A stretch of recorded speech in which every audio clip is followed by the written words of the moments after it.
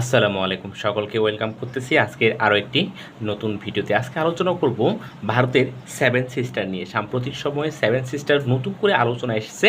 আমরা যদি চিত্রের সাহায্যে দেখি যে কোন জায়গাটা আসলে বাংলাদেশের সীমান্তে রয়েছে, কোন জায়গাটা চীনের সীমান্তে রয়েছে, কোন জায়গাটা ভুটানের সীমান্তে রয়েছে। আমরা আগে দেখি যে ছন্দের সাহায্যে কিভাবে এটা আমরা মনে রাখতে পারি। যেমন আমি অমিত্রিমন, আ থেকে আসাম, মি থেকে মিজোরাম, অ থেকে অরুণাচল, মে থেকে মেঘালয়, ত্রি থেকে ত্রিপুরা, ম থেকে মণিপুর, দন্তান্ন থেকে নাগাল্যান্ড। এখন আমরা দেখি যে মানচিত্রে কার অবস্থান কোথায়। এই আসাম রাজ্যের অবস্থান কিন্তু বাংলাদেশ সীমান্তেই রয়েছে। একই সাথে মিজোরাম, দেখেন এই জায়গাটাতে কিন্তু মিজোরাম অবস্থিত। এই জায়গাটাতে এই বাংলাদেশ থেকে এই বঙ্গোপসাগর থেকে বের হয়ে এই মিয়ানমারের কাছাকাছি কিন্তু মিজোরাম অবস্থিত। এরপর অরুণাচল, যেটা চীনের সীমান্তে, এবং এই সময়টাতে কিন্তু চীনা সেনাবাহিনীরা এই অরুণাচল অঞ্চলে 60 কিলোমিটার ঢুকে পড়ছে, তাদের ক্যাম্প স্থাপন করেছে, যেটা ভারতের জন্য সবচেয়ে বেশি উদ্বিগ্নের বিষয়। এরপর হচ্ছে আপনার মেঘালয়। মেঘালয় কোথায়? মেঘালয় বাংলাদেশ সীমান্তে, একদম বাংলাদেশের কোল ঘেঁষে কিন্তু মেঘালয় অবস্থিত। বাংলাদেশের উত্তর পূর্বাংশে সিলেটের কাছাকাছি জায়গাটাতে কিন্তু মেঘালয় অবস্থিত। এরপর ত্রিপুরা, দেখেন ত্রিপুরা হচ্ছে বাংলাদেশের এই সীমান্তে, এই যে চট্টগ্রাম, রাঙামাটি, খাগড়াছড়ি আছে, এই সীমান্তে কিন্তু ত্রিপুরা অবস্থিত।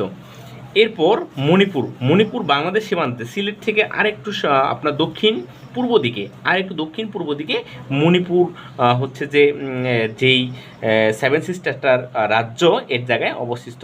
এই জায়গায় কিন্তু ওই যে বাংলাদেশের মণিপুরি নৃগোষ্ঠী যারা, তারা কিন্তু যার কারণে এই সিলেটে বসবাস করে।